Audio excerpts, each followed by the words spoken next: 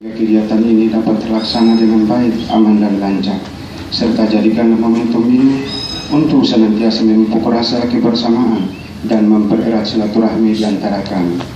Ya Allah, Tuhan yang Maha Pengampun, ampuni dosa dan khilaf kami, dosa kedua orang tua kami, dosa para pemimpin-pemimpin kami.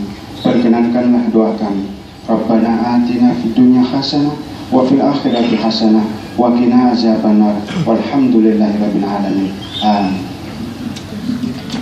Selanjutnya pelepasan oleh Bapak Kapolda Maluku. Namun sebelum pelepasan kami ingatkan kembali untuk ditanjakan apabila merasa sudah tidak kuat berkenan mengambil sebelah kiri. Ambil kiri agar yang di belakang tidak terganggu. Terima kasih. Oke, siap. Silakan untuk para goeser untuk merapat ke balon gate untuk kita akan start, yang mana akan dilepas langsung oleh Bapak Kapolda.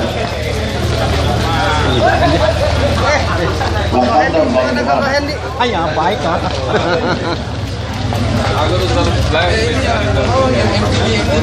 Lain belakang.